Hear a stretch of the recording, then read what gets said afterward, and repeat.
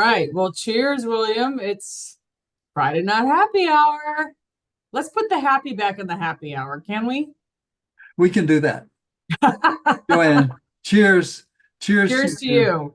Made it back another time. This was sort of like I get up in the morning, and 5 mornings a week I go to the YMCA. I try to get up. And, Oh, aren't you if I good? sit and I think about it, I don't want to go. And in a Mhm. way, this afternoon, we got back from dinner, and I was tired because I had a nice big meal. And coming back, I came back, and I was trying to take a little nap. And I couldn't quite take a nap. And I got up, and I thought, well, so I jumped and took a quick shower. I said, okay, just like a beginning of a new day. So anyway, here I am. It's Friday night happy hour, but it's good to And see. you made it to the happy hour anyway. And Good. but it woke Well me up. done. It woke me up. Otherwise, because it's getting nigh my bedtime. Happy hour nowadays. Happy hour means pull up the covers. Okay, folks. Cheers to the people. Join us if you can. Yes, exactly. Exactly. Well, it's good to be here. It's actually lovely, summer weather beginning. A little bit warm, but nothing too terrible. And I'm enjoying our conversations. I mean, like, it's not always you get to like talk about things in depth because a lot of times people they're kind of shut down around a lot of stuff sometimes, and it's just maybe a preservation thing, but it's good to have these opportunities. So I was thinking maybe tonight we could talk a little bit about the environment, and where you know I guess I would say this is, the environment in the course of my lifetime has always been a topic.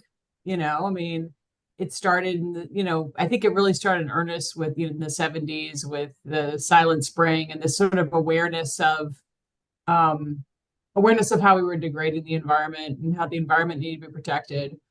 But it's kind of interesting because back in those days, I don't think people saw it as an existential issue, or some people did. Some environmentalists saw it as like, okay, we need to take care of the environment, takes care of us, we need to take care of it. But it didn't I mean, for most people, it didn't really concretize as like an existential issue until the global warming conversation really started about, I think for me, what I remember with the Al Gore movie, right? I mean, that's when I feel like that we'd heard of it. Some of us had heard more of it than others, but that's like that movie that like really pierced the overall consciousness about global warming, right? And like there was some pretty compelling evidence that Al Gore brought up in that movie. It was a pretty effective movie. I think it was like around 2000, right? So we're talking about 25, almost 25 years ago now.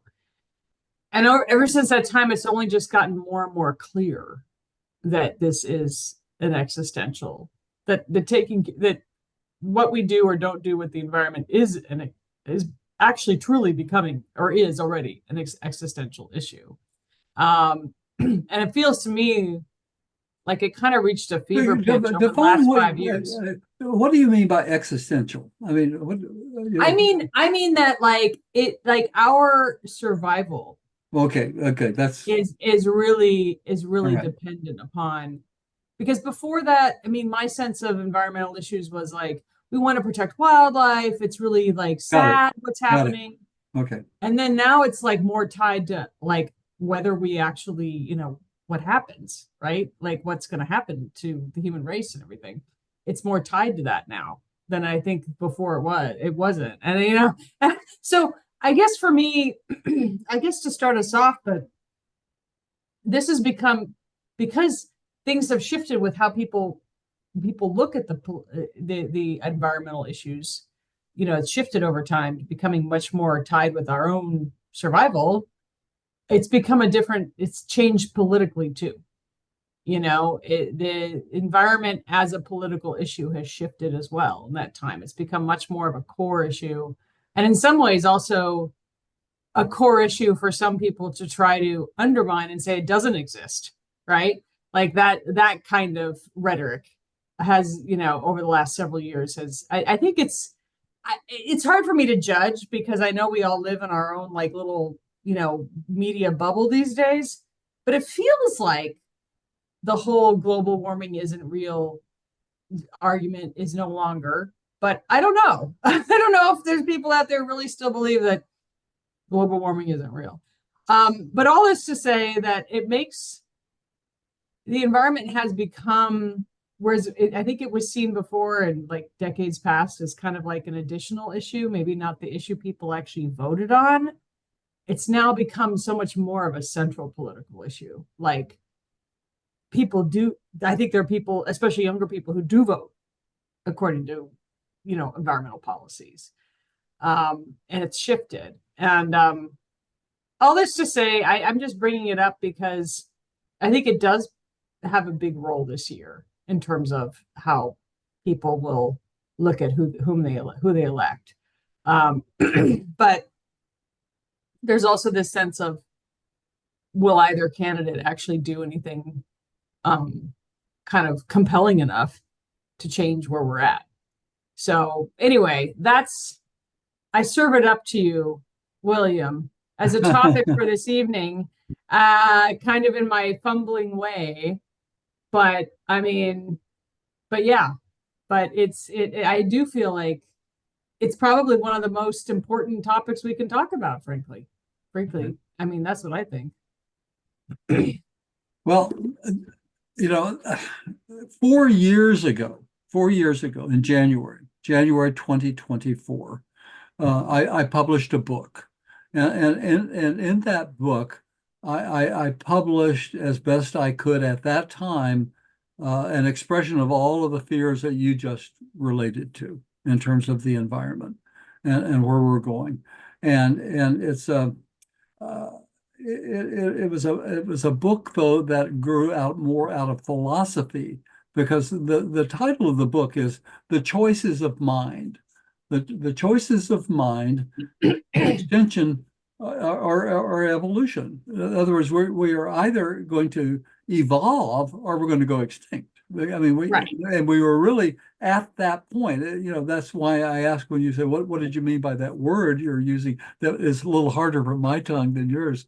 But my West Texas tongue does not handle a lot of words.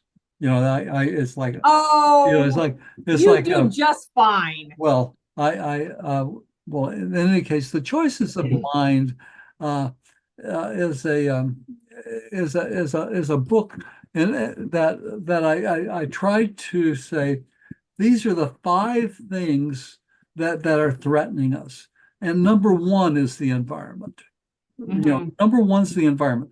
There are these other things that threaten us as severely as the environment, and they are in some ways related, and they relate to our ability to govern ourselves fair Yeah, sure. and with justice, and they also relate to the corporate the corporate military industrial complex Yeah, because for sure. because even with the best of all of our information in terms of the environment, we're not going to be able to deal with that as long as the decisions that are being made on that subject are controlled by the corporate and industrial military complex, because that's where all the Totally. money goes.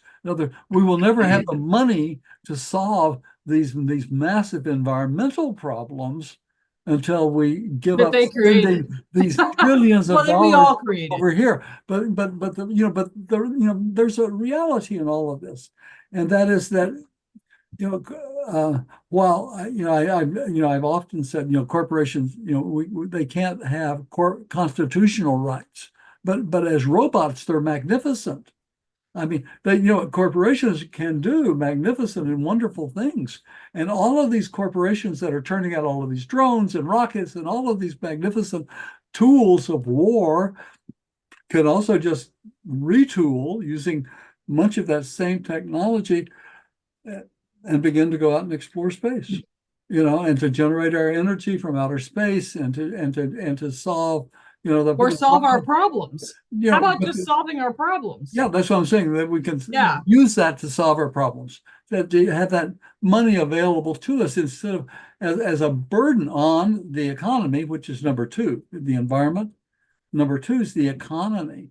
And because we live in this economy that is just worldwide and connected and so fragile, so incredibly fragile. isn't that And wild? and Yeah, then you say, okay, let's hook these together, and that is that uh, you take a year's worth of catastrophes huh, worldwide, with this environment, and it's just one after the other, and fairly quickly our ability to respond to these environmental disasters, whether that's flooding, this week is flooding in Florida, or whenever or whatever it we just collapse.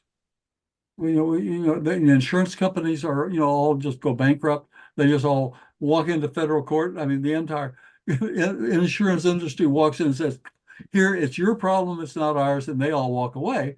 All of totally. those, moguls and everyone who had the ownership interest in those things. It's a crazy thing, but they're all related. But for the environment, there are two cases to be made, and that's how I look at it as a trial lawyer. I look at the evidence, and I've been an independent for many, many, many years. I just simply look at what I can see as what is the true evidence. For me, there's always been this concept of reality or fantasy. What is it? Ah, What is it? I would rather deal with the reality, as painful as it might be, than deal with the fantasy of something that'll never be. It's just and is also destructive. It's like, I used to tell my criminal defendants, unlike a lot of criminal defense attorneys, I said, I want the truth. A lot of criminal defense, they'll say, they "What say, is don't your tell me the story? truth. What is your story? What is your story going to be?" But I wanted the truth. And I said, because, I'm in there someday and suddenly I'm questioning someone, trusting that you've told me the truth, and they say something, and, so to show that you have just been lying to me. And so at that point, we've lost. And that's where we are today, is because Huh. in this book, we've been lied to. That's the evidence here is there's two pieces of evidence. One is a simple bit of evidence on global warming, and that is that is just a real simple understanding of the role of carbon dioxide in this complex world we live upon, and to understand how just slight increases in carbon dioxide makes massive changes in our whole pattern of weathering that goes back millions of years. That's a complicated subject, but that's one thing that we can prove over here with abundant evidence, just like the tobacco industry, when they were confronted with evidence, as early as the 30s, absolute evidence is that smoking causes lung cancer. They hid it, and then they spent millions and billions of dollars, not not to raise doubt, to make people doubt the fact that contrary to their coughing, contrary to everything that they were seeing, that there was doubt about the cause of it because it gave you pleasure. There was like that, a part of it. Well, we know that they did that, and they ultimately ended up all being convicted in RICO violations in federal court for having intentionally falsified that evidence and information all those years to mislead people about the harm that was being done them. I'll walk a mile for a mile camel, and 9 out of 10 Yeah. are smoked camels. This kind of stuff. So the lessons learned is that the oil companies, the oil producing companies, all learned the very same lesson. Early on, they were aware that atmospheric rises in atmospheric CO2, carbon dioxide, would risk global warming, would risk would change the weather, and Right. they intentionally hid it. Uh, How early on, when, okay. like, what time? Do you know the year, like, when? Oh, I could see if I can if I have my computer glasses on instead of my reading glasses, but I might be able to find that information fairly quickly. Different glasses for different I have purposes. different glasses all over the place. Uh, okay, and oh, it was early, pre 1980. Okay. Okay, here it is. In 1977, a senior scientist at Exxon, informed senior management. In the first place, there is general scientific agreement that the most likely manner in which mankind is influencing the global climate is through carbon dioxide release from the burning of fossil fuels. Uh-huh. I mean, it's just the same stuff. And they use the very same scientists. These were like pseudoscientists who had come in and look for, and testifies to the lack of correlation in all of these things. And, it was just the very same game plan. And now that itself is just like the the the The tobacco being industry. being held Yeah. to account. California has filed a Yeah. lawsuit just a year or so ago. Attorney General. Yeah. Yeah, the Attorney General and Gavin Newsom, Yeah. accusing the oil companies of using the same tactics, you know, and it's not just because it's smoggy in California. It's that this pollutes the thinking. Hmm. This pollutes our ability. See, this goes to one of the other factors of the five things, and that is being able to be self-governing. Hmm. In order to be self-governing and to be effectively self-governing, we have to have the truth, and we have to have an understanding of that. And when there is these deceptive tactics are going on, it pollutes the entire thing, because that's why so many people are listening to this whole, global warming is a hoax stuff. They're Are receptive to it. people, is that still really like gaining traction on the right? I mean, do people still buy into that? Well, it's not only are they buying into it. I mean, look at what's going on.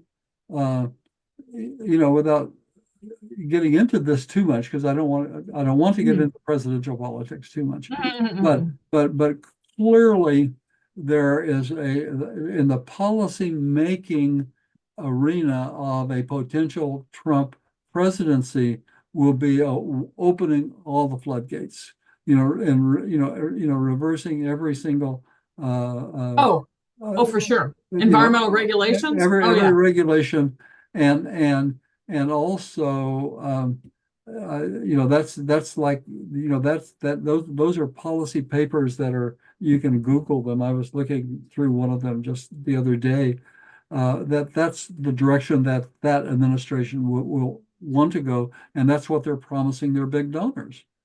And and to a certain extent now, that's not just the oil companies that all lined up at Mar-a-Lago just a couple of weeks ago, to Yes. pledge their billions, That was terrible. Yeah. Oh, just God. at an event just last night or the night before. There all of the big moguls were there, from Apple and uh, uh, the large CEOs from the tech industry also showed up to show some fealty to this uh, business supporting government. And so, I mean, that's getting a little far afield from the environment, but that's the two It's cases. related. I mean, on one hand, there is this evidence. Let's look at this evidence for a second. Let me have a sip of beer here. You might need more than one sip. Uh, this West Texas boy gets a dry throat. Yeah, just so you know, when you lean forward, half your face is out of view. Oh, okay. Let me, You might need to adjust your camera up a little bit or well, something. or just back off a little bit. Yeah, yeah, yeah. How's that? Yeah, that's perfect. Yeah. Okay. Where was I? You were going to talk about Yeah, there you have it. it's not just you, William. Don't blame your age. It's me too. Yeah. Well, okay, here's what it was. I was going to get into the idea of why is carbon dioxide so important? I mean, carbon dioxide, most of the atmosphere we breathe, the atmosphere is clear. It's clear, it's a clear, Yeah. colorless gas or a mixture of gases, but it's mostly nitrogen, with about 20% oxygen, but it's only 0.04% carbon dioxide. Oh, I wow. mean, it's just a teeny tiny bit of carbon dioxide is in the air we breathe, but it is the most important gas in a way because it moderates oxygen, which is toxic. Mm. See, oxygen, will burn up things. You don't believe me? You set a fire and Strike throw a some match. Yeah. oxygen on it. Yeah. So what it is that tiny bit of carbon dioxide moderates The oxygen. the oxygen, or it moderates the entire environment because it keeps it from getting too hot or too cold. And so we can, if we go back through the history of the Earth through multi-millions and millions and millions of years, we find that sometimes the Earth is a complete snowball, other times it's a flaming hell. But I mean, Right. there are extremes. But if we look back through a few million years, over, like 4, 5, 6, 8, 10 million years, what we find is a series of ice ages. And Right. it's almost like a waveform of ice ages. And so you say, well, how do we know this? See, that was what I was going to get to. One of the things that they can do is they can go out and they can get ice cores. They go out and they cut way down through an entire solid sheet of ice wherever they can find it, the thickest they can find. And they take a core and they take it back to the laboratory and they can identify bubbles in the ice. And so they can go back through Fascinating. history and take that bubble and analyze that atmosphere that was From present at that the time time that period. bubble was made. And so therefore they can use that and fairly accurately identify what the atmospheric carbon dioxide was in that bubble. Because even though it's a tiny bit, it's measurable. I mean, Wow. this is our science, Joann. It's incredible. This is, you talk about CSI. This is CSI. Okay, so so they can take an ice course, and at the beginning of the industrial age, 1750, just as the United States was just beginning to come into existence, just at the time we were really beginning to crank up those coal fires and burning and making steam in the industrial age, and we began to turn away from water power and all of those mills that made textiles and all of those things. And as all of that really began to be generated, at that point, the parts per million of carbon dioxide was about 280. So that's like a baseline number that that we can say and show there. And then we can look at it again in 1960, and that has risen from there up to 315. And now in 2024, the measurement this year is 423. Mhm. And those are the parts per million. Now, we no longer get those numbers from the ice core because starting in 1960, they put a sensor on top of the volcanic mountain in Hawaii to measure it there. And there's been a continuous record ever since 1960 that shows what is going on with the atmospheric carbon dioxide within that small narrow range that is only that much, but the difference within that teeny tiny amount within the atmosphere generally is what's causing these things that we are seeing going on today. Mm. Because okay, you can show I'll just show the graph. That's the graph. Yeah. That's There's no it's just arguing. it's I mean, just once you, it's it's not, indisputable. Yeah, it's And kind of hard to it's now understand. it was going 1 part per million per year. Now it's two, because it becomes exponential because of the feedback as this starts feeding back the because of the greenhouse effect becomes more and more uh, greater as these things take effect. So, that's why it's so incredibly important, because what had happened was we were in an ice age. 20,000 years ago, we were in an ice age. And the humanity had come to that point where we were Homo sapien in refuge during that ice age. And coming out of that ice ages take a long time to form, and they break up very quickly, though, because when things start warming, it warms fast, and Eh, and, and it warms up real fast. And so that's what happened. Everything warmed up very quickly. Suddenly, we had this abundant land all over the northern hemisphere, particularly, that was open for exploration, and humanity just exploded. In these last 10,000 years, 10, 11,000 years, we find evidence of our development all over the earth. It's been an amazing explosion of human life. But what's supposed to be happening, though, Joanne, is that we are supposed to be going back in toward an ice age. See, mm, it had reversed. It went boom, it bounced, and now we're moving back, and we should be moving back toward an ice age over a very long period of time, over it's like the thousands waves of that you said years. before. This this is No, this is our time to enjoy this plush earth and all of these things that are taking place. Except that along comes John, and he's just shoveling all of this carbon dioxide into the atmosphere. I mean, millions and millions and millions of tons of carbon is pumped into the atmosphere in the form of carbon dioxide. I mean, that's the process of industrialization. yeah, That's producing that. And you say, well, gee whiz, without that, we don't have electricity, we don't have a lot of stuff. Well, yeah, it's a problem, but that's the reality. But here's the other part. There's this thing called methane. And see, that's from the the other. cows. Yeah, let me have another sip of beer, because Yeah, yeah, because now we're methane getting can methane can leave you speechless.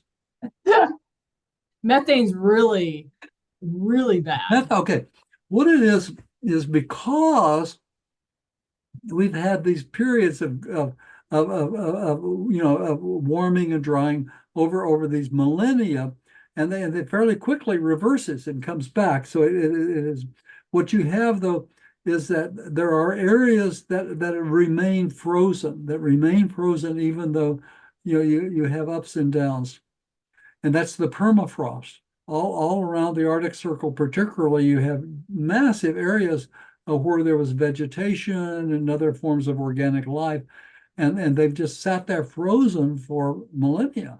And now, as we pump carbon dioxide into the atmosphere, and things begin to warm up, the Arctic is warming up 3 times faster than the rest of Europe. It, it, Huh. its curve of warming is 3 times faster than the rest of Europe. Why is that? Well, because it's the albedo effect, for one thing, because Mm. the ice, the permanent ice up there, reflects the sun, and as that is reduced each year, less and less, as it shrinks more and more each year, that water, that what we see as blue water in the pretty photograph, is not really reflecting. It's absorbing heat. So the oceans absorb heat and become a heat sump, and so that's happening around the Arctic more and more. And so Huh. as that increasingly warms up, we will have uh, ice-free Arctic. The ice will become entirely ice-free in the summers, but then what it ices up in the winters will always just go away quickly. because it'll just be like a cyclical kind of a thing that will occur. And at the same time, you have this, on the opposite side of the globe, you have the Antarctic ice sheets that are just, dropping off massive, massive amounts of ice that melt, and it's just it, what happens is chaos. It's just unpredictable. I mean, this is just what science seems to tell us, will happen. But what is happening is chaos. I mean, that's what we're seeing around the world right now. You mean Weather, in terms of the impacts, right? The like weather-wise, the just all of this floods, the stuff is fires, the just chaotic. I mean, the old, the polar vortex. It's just, these are chaotic things that there's no way to predict. I mean, on the long term, I mean, we can predict that we got a cold front coming in this week. It's going to cool off a little bit or something. or El Nino, La Nina, the Yeah, whole thing. maybe, over a year basis, but over the long term, it just becomes increasingly chaotic. And so how do you prepare for it? I mean, Mm, what's the build environment? mm. You build these high rises and you go, and suddenly, it's like a domino effect, in Manhattan as the buildings are all blown down. I mean, I just made that up, folks. I don't think that will happen, but it's that kind of a thing you just don't know, But or then yeah, it becomes repeatedly flooded. I mean, they had their little flood, Hurricane Sally or whatever it was a few years ago that flooded Manhattan. Uh, but or Sandy. Sandy, that's what it was. Yeah, yeah. Uh, so there you have it. Wow, Yeah, it's uh, this is the thing about talking about the environment and global warming and everything, is it it pulls you out of your life. You start to think about things in like a grander sort of scope in terms of time. It's just this like lovely, beautiful explanation you've gone through to try to really lay things out pretty succinctly, I think. Um, you kind of and it does pull you into this overwhelm and also this sense of helplessness, that there's this big wave of things happening that it's beyond your ability as an individual to really stop. And um and then and then the next sort of step is to do, I think, one of two things. One is to just say, okay, I can't, it's too much, I can't deal with it, and just not think about it, not talk about it, and just say, or to go and choose to believe the thing that says that it's not really happening, that discounts the science, because that's actually a lot more comforting to believe that, frankly, than to really embrace and the reality of what's happening. And these are kind of very human reactions, I think, to something of this scale and importance and significance and scary level. I mean, it's pretty scary. It's the reaction, I think, though, at the end of the day, to feel to I still think that the best way to confront things like this is to feel empowered to actually be doing something, and be doing something about it in a way that makes you feel like, well, at least I am trying in my life, in my whatever, I'm just one person, but I'm doing something, either by how I engage politically or how I live my life in terms of what sort of emissions I create or don't create. I still think that's very empowering in a sort of situation like this. Um, so I mean, I like to think that we're not just throwing up our hands and saying it's just too big and it's beyond me and I can't do anything about it. And it's actually easier for me to just not think about it, um, than to try to do something differently, than to try to actually engage and empower yourself. All that said, I will acknowledge myself that, you know, like what you said about the, insurance, about the cigarette companies and stuff. You're absolutely right that they buried this information a while ago, but the bottom line is we've kind of known it for a while now. I mean, uh, you know, we have known it. We've known it for a little while now, like 10, 15 years at least. And it's just becoming more and more and more irrefutable as time goes on. And yet, there's this sort of thing when you already exist in this pretty massive infrastructure of a society, of this civilization that's been built on fossil fuels. There's a fair amount of inertia to overcome, even in an individual's life, to kind of do something that is significant and actually in integrity with what you intellectually know, like whether it be, I mean, how going vegetarian, or, all these other things. You're going to talk about methane, by the way, but there are things we all can do, but God, it's hard because society is set up. Society has already been firmly established and set up based on fossil fuel consumption. I mean, you know, uh, it's a lot to put the genie back in the box, you know. So I'm just saying that because sometimes it feels like I am a well-intentioned person in this respect, and sometimes it feels difficult. Like at one point, a couple of years ago, I wanted to buy an electric car. I was like, it was too expensive. I couldn't afford it. You know, I couldn't afford it, and it was back when there was no cars available anyway. I mean, it was just like there was no, there was a shortage in the pandemic, and so I don't know. I just see it as an example, you know, of how you can feel. You can be aware of the problem and also feel trapped in the system.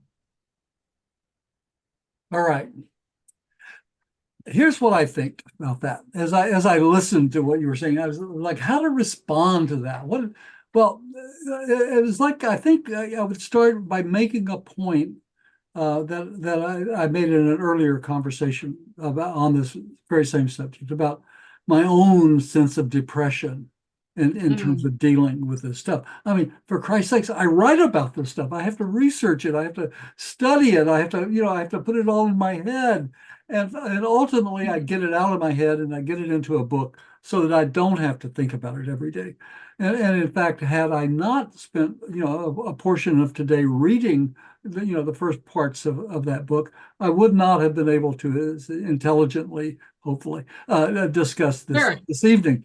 But you but did but perfectly. having said all of that, there is this last part of that book that talks about the five things that are going to kill us, and then the last thing is intolerance, brainstem intolerance. And that we have to overcome that, and we have to overcome that by recognizing that we are evolving into being a mind kind, that we are beings of conscience and consciousness, and then that we have the ability to overcome this brainstem distrust of others, and also uh, um, evolve our ability to discern better the lies of others who seek to deceive us. Mm. Um, and to seek information rather than to settle for the platitudes and lies of others. Mhm. Uh, it's easy enough to do that, but for me, what really keeps me going is the idea that in relation to this environment, and that what we are doing to this environment is to look at it as being the effluence of this incredible society that has occupied the earth, and that all of the magnificent things that we're doing, and all of the energy that we are producing, and all of the creations of our society and how we are naturally doing this by being cooperative and loving and caring within our societies and our communities, wherever we are, but we still be making war against other countries and stuff. I mean, that, that has to stop. Otherwise, we will never have the money to Mm, deal with these environmental issues. So mm. it can all be done, but what we have to have is a vision, and it's a double vision.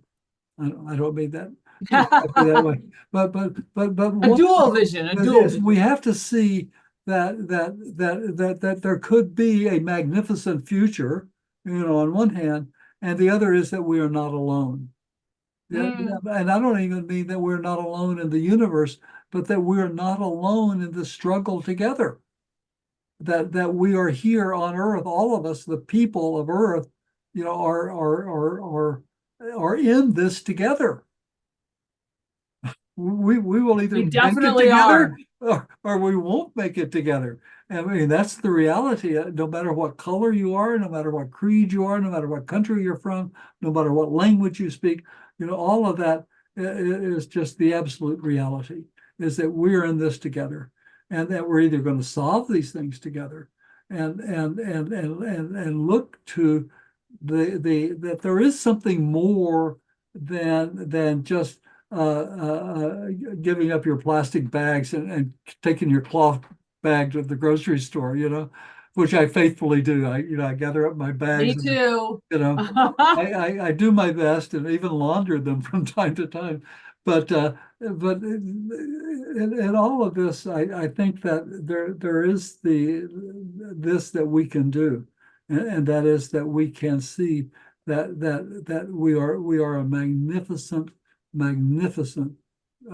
being on earth, and Mm. and that our accomplishments are just wonderful. I mean, just that we are able to have this conversation, Joann. I mean, like this, live, the two of us, and have it recorded, and I'll take that recording at the end of it, and I'll put it into a video processing, and add a few titles, and I'll put it on YouTube, and and hundreds of people, if not thousands, will look to see what you and I had to say on this occasion, on this subject. You That's know, pretty amazing. I love, I love where you went with that, because I have to tell you, when it comes to talking about the environment and talking about what human activity has done to the planet, arriving at a place where we can acknowledge the incredible, yes, it is incredible when you think about our existence on this planet, the inventions that we've made, the culture that we've created, the fact that we can get on a plane and travel to, India and see other, I mean, there are so many miracles, truly true miracles of our own creation, you know, that we have done over the course of our own civilization. It is an incredible thing to behold, because a lot of times where a conversation about the environment and the need to protect the environment and global warming, where that lands is human beings have been a disease on this planet. And this is, and I love the fact that you pivoted that to also what is true at the same time, which is human civilization is in many ways a marvel. It is a marvel. Yes, it has created carbon dioxide emissions, but at the same time, there's an incredible hope in seeing that civilization, the marvels and the miracles that have come out of this civilization, the things that are incredible to think, like if you travel the universe for millions of years, maybe you couldn't find it. I mean, yeah, I'd like to think there's other life out there, but at the same time, like it's pretty remarkable, that we're having this conversation, that we're having this experience, that we're on this planet where these amazing things are occurring. And inside of realizing that, I also think that the possibility of solving our problems is there, like it's not so despairing. And when you really see that, you're like, there is reason to hope that this can be solved, that we can come together and solve this. And the last thing I'll say is, you're right, because one thing, we have all our squabbles on this planet and geopolitics and everything else. But if there's one thing that's unifying, is this. This can be a very unifying thing, you know, Oh, our own survival as a species, like it's a pretty damn unifying problem to have. So that's the other kind of like big silver lining potentially of our existential crisis. So so I leave this conversation feeling uplifted, oddly, in a way that I did not expect to feel. So thank you, well, William. well, thank you, Joanne. I think thank you Yeah, because because that was you. because because but because I see I have no alternative but to believe in us. Otherwise, Mm, I'd just go jump off a pier. I mean, really, because it's really pretty overwhelming, and particularly to sort of be the philosopher that I am, and that is to get mhm. up every day and to read a dozen books, in a way, metaphorically, but to think about all of this and to what can be and who are we and where we're going and what really moves me through all of this is that we are mankind on Earth. Reagan remarked when he was meeting with Gorbachev about the settling some of the and signing some agreements on nuclear weapons, as I recall, and he said, if aliens were to land on Earth, tomorrow we would all suddenly be united together, or something like that. Well, reflecting in a way that same um, zero-sum game idea of even spatial, Yeah, relationships with aliens that if they landed, they would come to harm us or to eat us right. or to whatever. But for me, it's not even a matter of philosophy. It's the matter of reality. And this is the reality that I presented at the Science of Consciousness conference, last month, in Arizona. And that is that the universal consciousness exists, but we are just simply watched, and we're not interfered with, and we are watched, for two reasons. One is that the creations you talked about are marveled at. I mean, just think about how wonderful it would be to watch us create what we have created. And I'm going back 10,000 years. All of the things we've done in 10,000 years, how wonderful that would be. Uh, and that's the other, the part of it is that is just the way it is.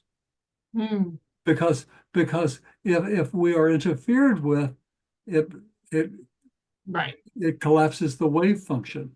Because, Yeah, because I like until that. that time, we have two choices. We can either, No free will. Yeah. we can either evolve ourselves Evolution or or extinction. go extinct. I mean, that's the choice. That's the choice that we have today. And what really keeps me going are the young people. I mean, I really truly believe that they have the ability to come together worldwide on this. I mean, just as they did in the 60s and leading to the EPA and all of the work, that came out of that in the 70s and later on. But more than that, politically, but philosophically and socially and evolutionarily, they would come together to solve this problem and to go forward into the future. Uh, and because the time for solving this problem is the window is getting very, I very know. narrow because of this feedback, because of this release of the methane and the other things that are taking place. As it gets hotter and hotter, suddenly it becomes runaway, and at that point, life becomes untenable on Earth, really, for humanity. I mean, you can idealize about going off in a cave somewhere with your AR-15 and all your ammunition and your survival And food all and your prepper plan. Yeah, all yeah, that and all stuff. of this stuff, but it just ain't going to get you there. When when because it just all collapses. That's we are built on an evolving, constantly spiraling, improving basis, and that's what we have to keep doing. It's a So, choice to folks, evolve. Well, okay. Well, I think that is enough for me to digest for one evening. yes, I think that was great though. Thank you yes, for I that. enjoyed that, Joann. Thank you very much for joining me in that conversation. Absolutely, So absolutely. here's to the people. Let me just remind you of a couple of quick things. Of That course. always we say, this will only happen if there is a political movement, and that is transforming That's America, right. The voters. the Voters' Bill of Rights, and that's something for the young people to unite around and to push through and make happen, and to do what? To ask every candidate for every elective office, do you Do support you our support the Voters' Bill of voters' bill of Rights? rights? And That's that's right. one thing. And the other is that, of course, regarding the environment and the other issues that we talked about, all of my books are free. You can download them all at my website, williamjohncox.com. But if you really like to hold a book, which I do because I like to write in my books, uh, you know, uh, you can get them on Amazon pretty much at cost. And then that's it. Please, if you like what you're hearing here, continue to subscribe. We've now surpassed 5,000 subscribers. Yes, and Snap, snap, snap. snap, snap, snap, and been viewed. I haven't checked this week, but we were like more perhaps 40,000 last week. So Oh we're, my goodness. but we're Hi, friends. I fell off. A number of them were only for Hi. a week or so while you were gone. So the viewership went up. The viewership went up while you were gone, by the way. Uh, Oh my goodness. no, What does that say? no, actually, the last one we did on taxation has been by far the most popular one. That one is like 17,000 views of Oh that. wow. It's been well We might viewed. have to revisit that topic. Well, it's yeah, it's always so. Speaking of revisiting topics, what are we going to talk about next week? Oh, well, actually, we haven't talked about this yet. There was a Supreme Court ruling today about bump stocks, calling Yes. them All saying that right. it was, yeah. So I think that gun control is something, or excuse me, uh well, I think we need to talk about guns in America. And I I have some perceptions on that, having lived abroad for a while. Some really interesting, to me, just interesting things to feed Well, into. actually, I saw the court case on bump stocks, and I read the reports of it, and we can talk about that next week, as Well, it's from just a lawyer from a that's what lawyer made it. standpoint. Yeah, sure. That's what put it into my consciousness of as But I 2 years ago, I was in Uvalde as a Mhm. result of, Mhm. of the shooting there. And to me, it still remains this horrible, tragic symbol of the wastefulness of all of this stuff. So yes, I think it might be timely. We could talk about it because coming out of my work there 2 years ago in Uvalde has been a whole concept that I believe would be very, very acceptable to people who want to own firearms in this country. It is a policy solution that is consistent with the Second Amendment. There you go. So that is a teaser. All right, That is teaser. that is what you call a teaser. Tune in, folks. See you next Tune week. in, folks. Cheers to the people. May your consent to be governed never be Never be taken taken for for granted. granted. Okay, bye-bye. Bye bye.